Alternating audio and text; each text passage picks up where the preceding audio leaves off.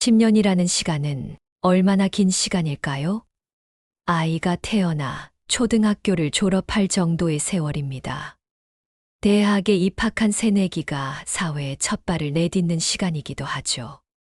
누군가에게는 꿈을 키우고 이루어가는 소중한 시간이 될 수도 있고, 또 누군가에게는 상처를 치유하고 새로운 시작을 준비하는 시간이 될 수도 있습니다. 그런데 한 가족에게는 그 10년이 침묵의 시간이었습니다. 오늘은 조금 무겁지만 꼭 필요한 이야기를 들려드리려고 합니다. 같은 지붕 아래 살면서도 서로에게 마음을 닫고 명절상에 마주 앉아서도 눈빛 한 번 제대로 마주치지 못하는 시간들이었죠. 혹시 지금 이 영상을 보고 계시는 분 중에도 가족과의 관계로 마음 아파하고 계신 분이 계실 거예요. 사랑하는 사람과 가장 가까이 있으면서도 마음만큼은 가장 멀리 떨어져 있는 그 답답함, 말 한마디 건네고 싶지만 어떻게 시작해야 할지 모르는 그 막막함을 저도 충분히 이해합니다. 사실 가족 간의 갈등은 생각보다 흔한 일입니다. 특히 우리나라에서는 고부 갈등이 많은 가정의 고민거리죠. 결혼정보회사의 한 조사에 따르면 신혼부부의 70% 이상이 시댁과의 관계에서 크고 작은 어려움을 겪는다고 합니다. 그 중에서도 시어머니와 며느리 사이의 갈등은 때로는 가족 전체를 흔들어 놓기도 하죠. 하지만 오늘 들려드릴 이야기는 단순히 갈등에 관한 이야기가 아닙니다. 깊은 상처와 오해로 시작된 작은 다툼이 어떻게 10년이라는 긴 침묵으로 이어졌는지, 그리고 무엇보다 그 긴 침묵을 깨뜨린 것이 무엇이었는지에 대한 실제 이야기입니다. 이 이야기의 주인공들은 우리 주변에서 쉽게 만날 수 있는 평범한 가족입니다. 특별히 나쁜 사람도, 특별히 좋은 사람도 아닌 그냥 우리와 같은 사람들이죠. 그렇기 때문에 더욱 현실적이고 더욱 와닿는 이야기가 아닐까 싶습니다. 때로는 우리가 가장 사랑하는 사람들과 가장 깊은 상처를 주고받기도 합니다. 가까운 사이일수록 더 큰 기대를 하게 되고, 그 기대가 어긋날 때 더 큰 실망을 하게 되죠. 하지만 그 상처가 영원할 필요는 없다는 것, 그리고 때로는 그 상처를 통해 더 깊은 이해와 사랑을 배울 수 있다는 것을 이 이야기가 보여주고 있습니다. 오늘 이야기를 통해 여러분께 전하고 싶은 메시지가 있습니다. 지금 가족과의 관계로 고민하고 계신 분이 계시다면 포기하지 마시라는 것입니다. 아무리 깊은 상처라도, 아무리 긴 침묵이라도 진심과 용기만 있다면 새로운 시작이 가능하다는 것을 보여드리고 싶습니다. 이 이야기가 여러분에게 작은 희망이 되길 바라며, 혹시 비슷한 상황에 계신 분이 있다면 용기를 내는 계기가 되길 바랍니다.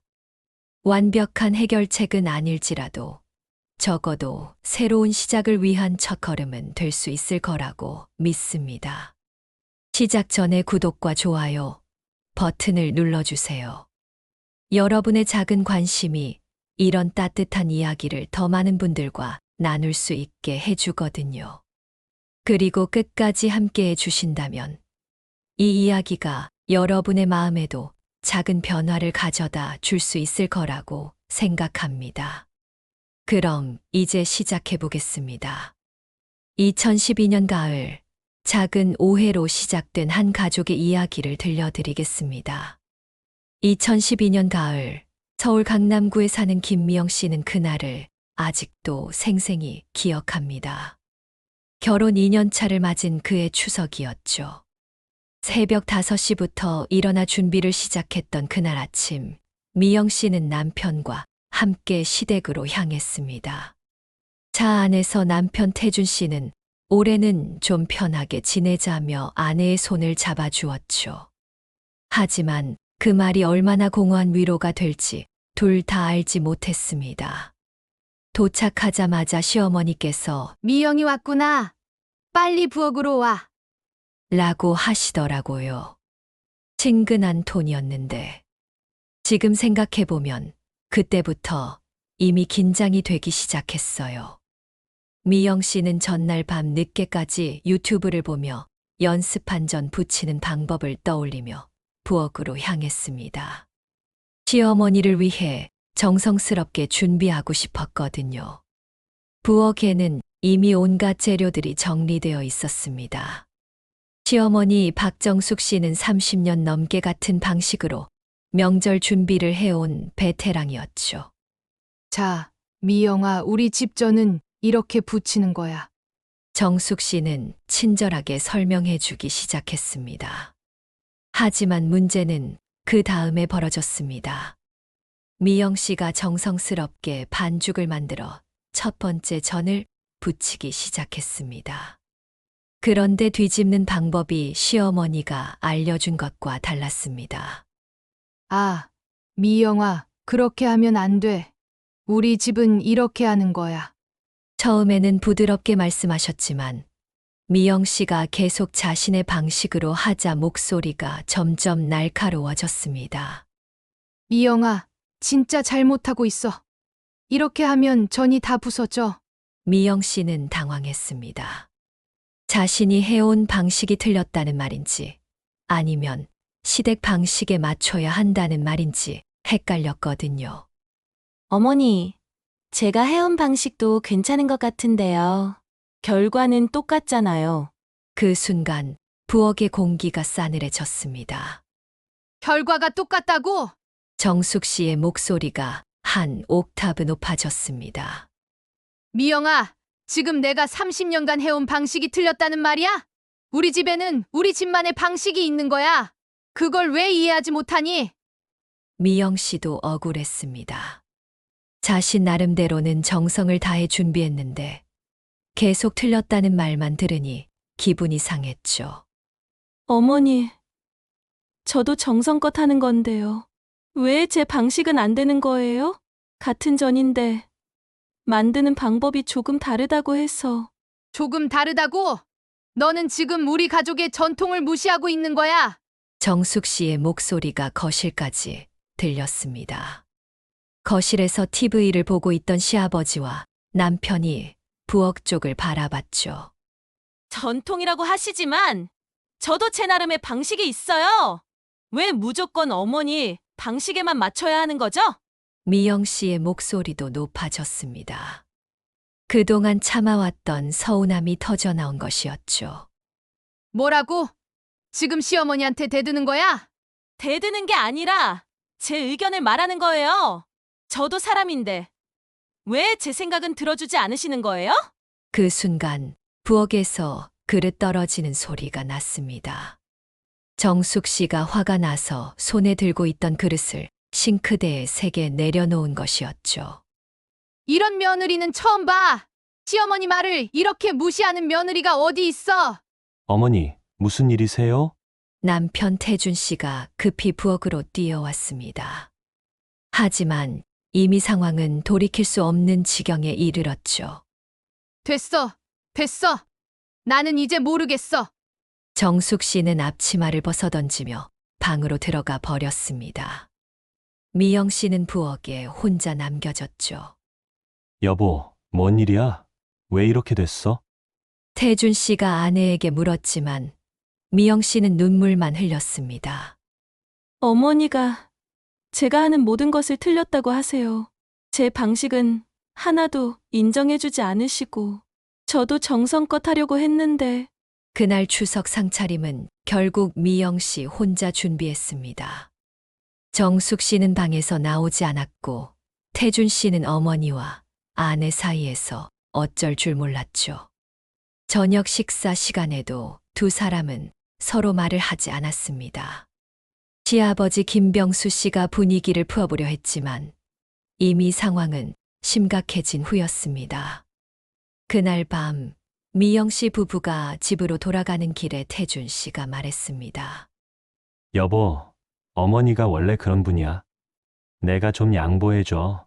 그 말이 미영 씨에게는 더 큰 상처가 되었습니다. 당신도 어머니 편이구나. 내가 뭘 잘못했는지도 모르겠는데 왜 저만 양보해야 하는 거예요? 그게 아니라 됐어요. 이제 알겠어요. 그날 밤 미영 씨는 잠들지 못했습니다. 정숙 씨도 마찬가지였죠. 정숙 씨는 나중에 이렇게 회상했습니다. 그날 밤 너무 화가 났어요. 며느리가 시어머니를 무시한다는 생각밖에 안 들었거든요. 우리 가족의 방식을 존중하지 않는 것 같았고. 하지만 지금 생각해보면 미영이도 나름대로 열심히 하려고 했던 거더라고요. 하지만 그때는 서로의 마음을 이해할 여유가 없었습니다. 작은 오해가 큰 상처가 되어버린 것이죠. 그 추석 이후 두 사람은 서로에게 말을 걸지 않았습니다. 처음에는 며칠이면 괜찮아질 거라고 생각했지만 그 침묵은 무려 10년간 지속되었습니다. 시어머니께서 저를 못 본 척 하시니까 저도 자존심이 상했어요. 왜 제가 먼저 사과해야 하나 싶었죠. 시아버지도 중간에서 중재하려고 노력했지만 쉽지 않았습니다. 둘 다 고집이 세더라고요. 하나는 며느리가 버릇없다 하고 하나는 시어머니가 이해해주지 않는다 하고 시간이 지나면서 오히려 더 굳어지는 것 같았어요. 문제는 여기서 끝나지 않았습니다. 고부 갈등이 부부 갈등으로 번졌습니다. 남편이 중간에서 중재하기는커녕 어머니 편만 드는 것 같았어요. 엄마가 원래 그런 분이야. 내가 양보해라는 말만 반복하니까 남편까지 원망스러워졌죠. 태준 씨도 괴로웠습니다. 집에 가는 게 무서워졌어요. 어머니는 며느리 흉을 보시고 아내는 시어머니와 저에 대한 불만을 쏟아내고 어느 쪽도 제대로 위로할 수 없었거든요. 결국 시부모님과는 필요한 경우에만 연락하고 명절에도 얼굴만 비추고 돌아오는 관계가 되었습니다. 시간이 지날수록 상황은 더 악화되었습니다. 2015년 미영 씨가 처자아이를 임신했을 때도 시어머니와 제대로 된 대화를 나누지 못했습니다. 임신 소식을 들으신 시어머니께서 기뻐하시긴 했지만 저와는 여전히 어색하셨어요. 출산용품을 챙겨주시면서도 저한테 직접 주지 않고 남편을 통해서만 전해주셨죠. 2016년 손자 준호가 태어났지만 상황은 크게 달라지지 않았습니다. 시어머니는 손자는 예뻐하셨지만 며느리와는 여전히 거리를 두셨습니다. 2017년, 2018년, 2019년. 세월은 흘렀지만 두 사람 사이의 벽은 더 높아져만 갔습니다. 정숙 씨는 이렇게 회상합니다. 처음엔 며느리가 먼저 사과하면 용서해 주려고 했어요. 하지만 시간이 지나면서 이제 와서 뭔 소용이야라는 생각이 들더라고요. 서운함이 쌓이고 쌓여서 어떻게 풀어야 할지도 모르겠고. 미영 씨도 마찬가지였습니다. 처음엔 화가 났다가 나중엔 그냥 체념했어요. 이 분과는 평생 이렇게 살아야겠구나 싶었죠. 아이가 할아버지, 할머니와 친해지지 못하는 것도 안타까웠지만 어떻게 할 방법을 모르겠더라고요. 태준 씨는 그 사이에서 점점 지쳐갔습니다. 가족 모임만 있으면 스트레스였어요.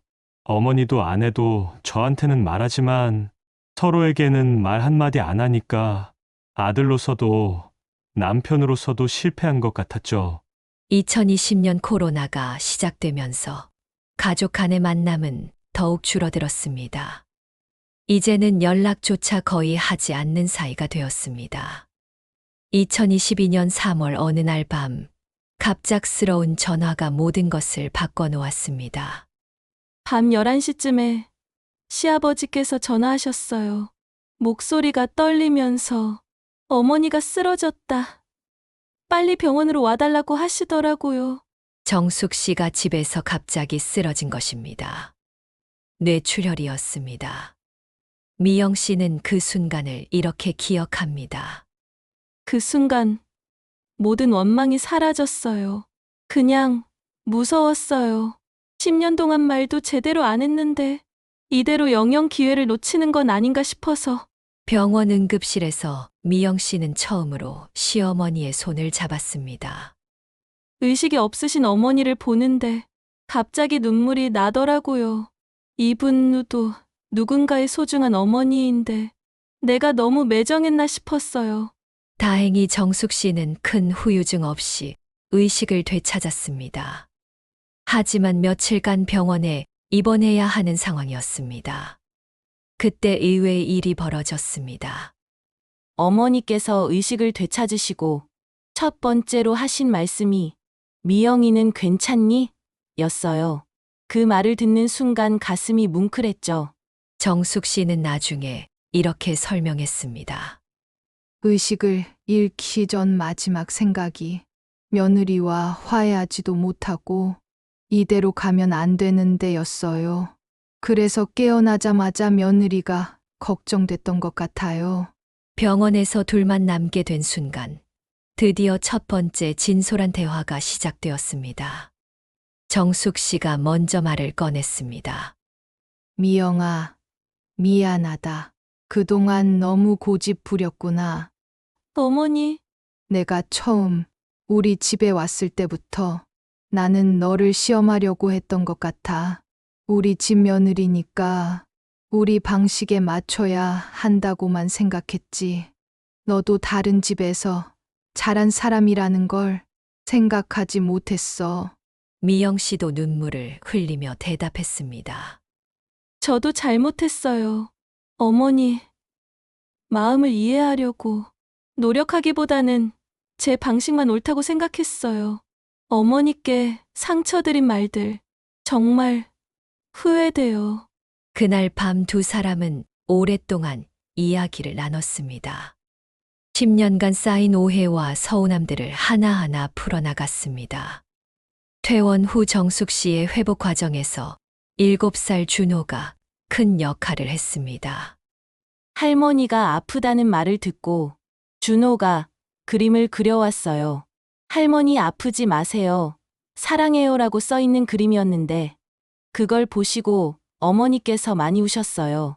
준호는 할머니와 엄마가 왜 그동안 어색했는지 모르지만 이제는 모두 함께 있으면 좋겠다고 말했습니다. 할머니랑 엄마랑 같이 놀고 싶어요. 왜 따로따로 만나요? 라는 준호의 순진한 질문이 어른들의 마음을 움직였습니다. 정숙 씨는 이렇게 말합니다. 손자를 보니까 내가 얼마나 어리석었는지 깨달았어요.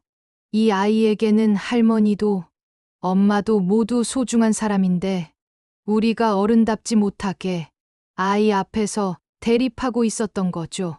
2022년 여름부터 두 사람은 조심스럽게 관계를 회복해 나가기 시작했습니다. 미영 씨가 먼저 시도했습니다. 어머니께서 좋아하실 만한 반찬을 만들어서 가져다 드렸어요. 예전처럼 우리 집 방식을 강요하지 않으시고 고맙다, 정성이 느껴진다고 하시더라고요. 정숙 씨도 변했습니다. 며느리가 하는 방식을 인정하려고 노력했어요. 다르다고 해서 틀린 게 아니라는 걸 늦게나마 깨달았죠. 그의 추석은 특별했습니다. 10년 만에 진짜 가족이 된 기분이었다고 합니다. 전을 부치는데 어머니께서 요즘 젊은 사람들 방식도 나쁘지 않네라고 하시면서 함께 붙여주셨어요. 그때 정말 뭉클했죠. 서로를 이해하는 마음. 시간이 지나면서 두 사람은 서로의 입장을 더 깊이 이해하게 되었습니다. 미영 씨는 이렇게 말합니다. 어머니도 처음 며느리를 맡는 거니까 어떻게 해야 할지 모르셨던 것 같아요.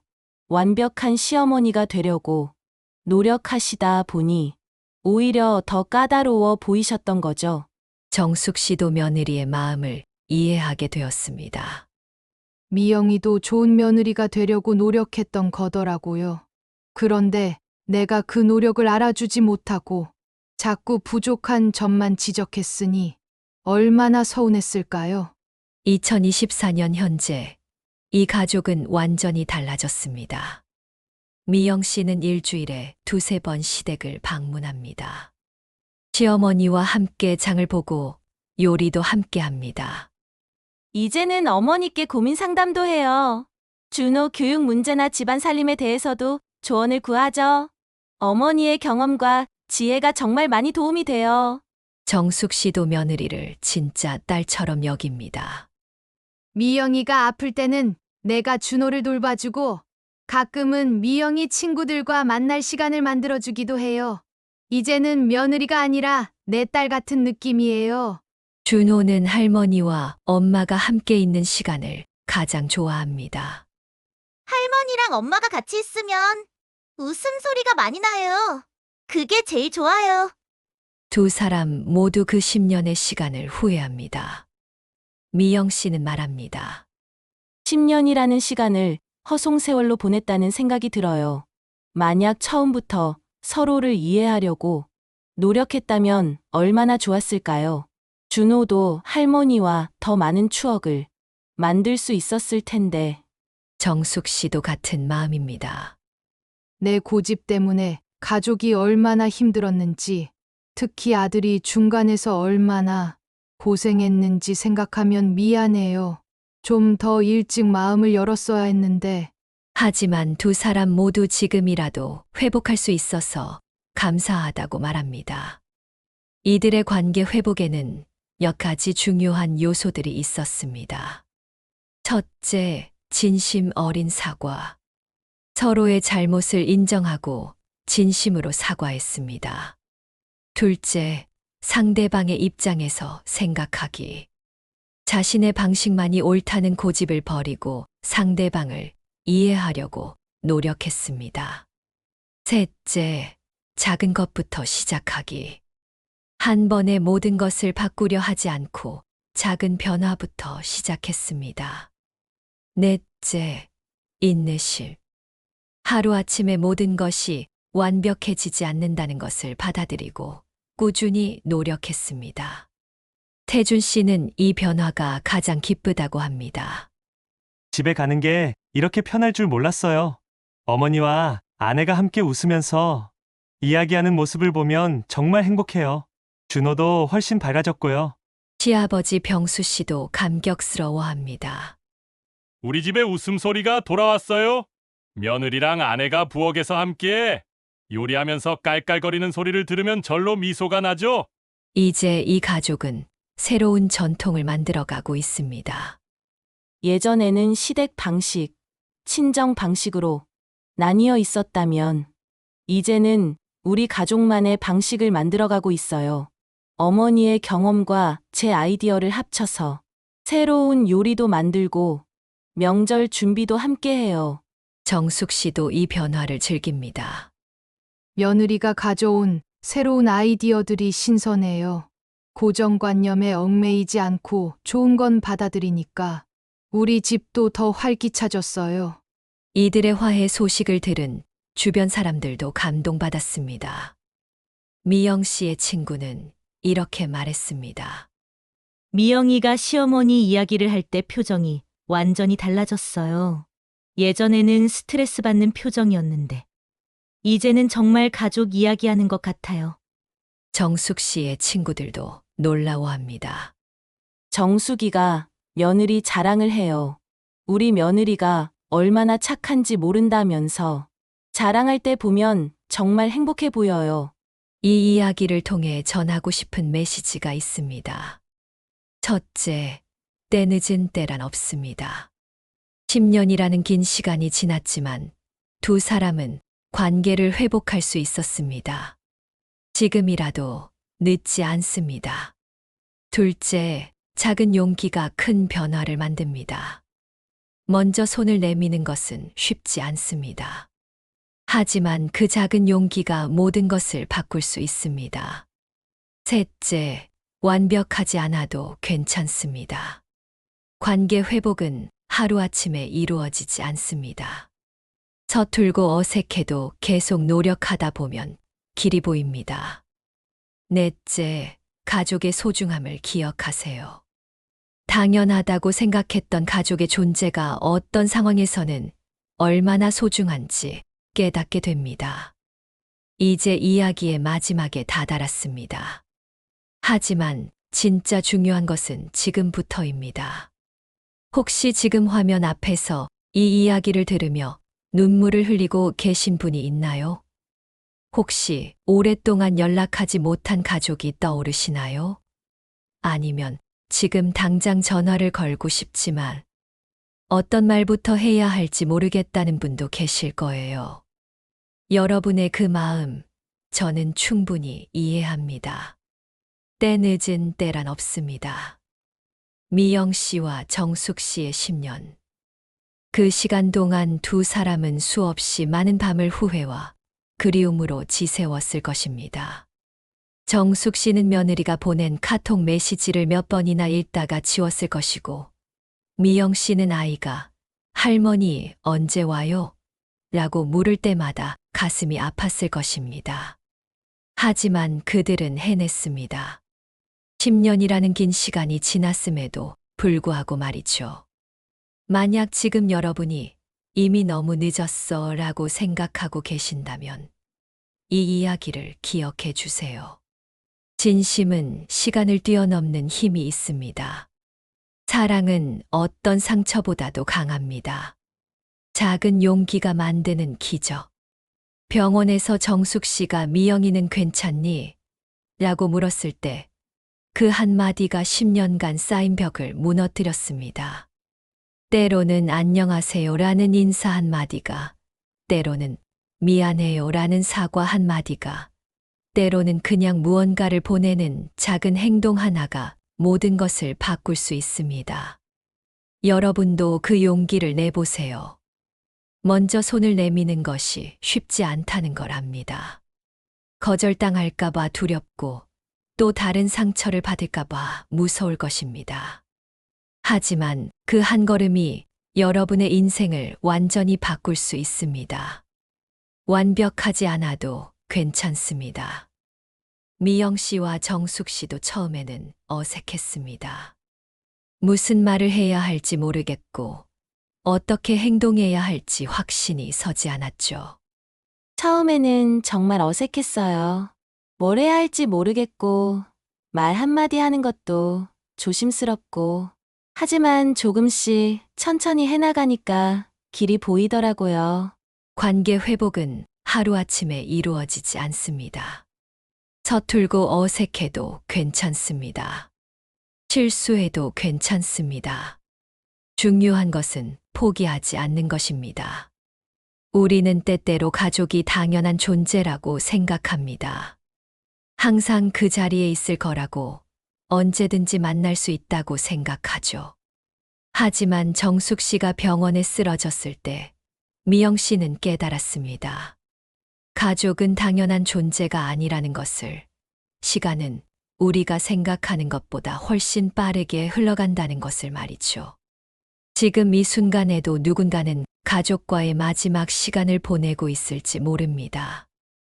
내일이면 늦을 수도 있습니다. 다음 주면 늦을 수도 있습니다. 혹시 지금 이 영상을 보면서 누군가가 떠오르셨나요? 오랫동안 연락하지 못한 부모님이나 형제, 자매가 생각나시나요? 아니면 마음의 문을 닫고 있는 자녀가 있으신가요? 그렇다면 이것이 바로 여러분의 이야기가 시작되는 순간입니다. 지금 당장 전화를 걸어보세요. 메시지를 보내보세요. 안녕하세요. 잘 지내세요. 보고 싶어요. 이런 간단한 말부터 시작해보세요. 상대방이 어떤 반응을 보일지 걱정하지 마세요. 중요한 것은 여러분이 먼저 마음을 열었다는 것입니다. 미영 씨는 이 이야기를 들려주며 마지막에 이렇게 말했습니다. 10년을 허송세월로 보냈다고 후회하지만 그 시간이 있었기에 지금 서로를 더 소중히 여길 수 있는 것 같아요. 갈등도 성장의 과정이었다고 생각해요. 그리고 무엇보다 지금이라도 늦지 않았다는 것을 알려드리고 싶어요. 정숙 씨도 덧붙였습니다. 나이가 들어서야 깨달았지만 가족은 완벽할 필요가 없어요. 서로 다른 점을 인정하고 존중하면서 함께 성장해 나가는 게 진짜 가족인 것 같아요. 그리고 가장 중요한 것은 사랑은 항상 기다리고 있다는 것이에요. 가족. 참 신비로운 관계입니다. 세상에서 가장 가까우면서도 때로는 가장 어려운 관계죠. 피보다 진한 정이라고 하면서도 때로는 남보다 못한 사이가 되기도 합니다. 하지만 그럼에도 불구하고 가족은 가족입니다. 세상 그 어떤 관계보다도 깊은 사랑의 뿌리를 가지고 있고 어떤 상처보다도 강한 치유의 힘을 가지고 있습니다. 여러분도 그 힘을 믿어보세요. 가족이라는 이름 그 자체만으로도 우리는 서로를 용서하고 이해할 수 있는 힘을 갖고 있습니다. 이제 여러분에게 드리는 초대장입니다. 용기를 내어 보세요. 먼저 손을 내밀어 보세요. 사랑한다, 미안하다, 보고 싶다는 말을 해보세요. 그 한마디가 여러분의 가족에게 새로운 시작을 선물할 수 있습니다.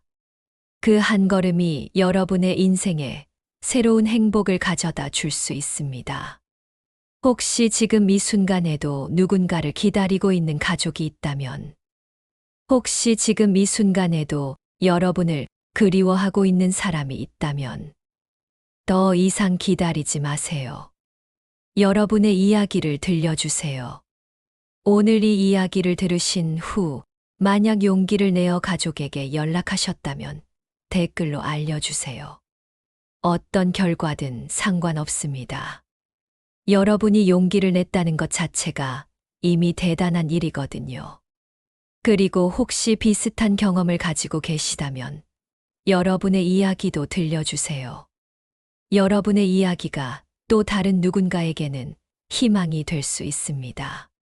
우리는 모두 연결되어 있습니다. 여러분의 용기가 다른 누군가에게 힘이 되고 다른 누군가의 이야기가 여러분에게 위로가 될 수 있습니다. 오늘도 끝까지 함께해 주신 여러분, 정말 감사합니다. 이 긴 이야기를 끝까지 들어주셨다는 것은 여러분도 분명 가족을 사랑하는 마음이 있다는 뜻이겠죠. 그 마음을 믿고, 그 사랑을 믿고 용기를 내어보세요. 미영 씨와 정숙 씨처럼 여러분도 분명 아름다운 화해의 이야기를 만들어갈 수 있을 것입니다. 구독과 좋아요, 그리고 알림 설정도 꼭 부탁드립니다. 이런 따뜻한 이야기들을 더 많은 분들과 나누고 싶거든요. 다음에도 여러분의 마음을 따뜻하게 만드는 이야기로 찾아뵙겠습니다. 지금 이 순간부터 여러분의 새로운 이야기가 시작되기를 바라며 감사합니다.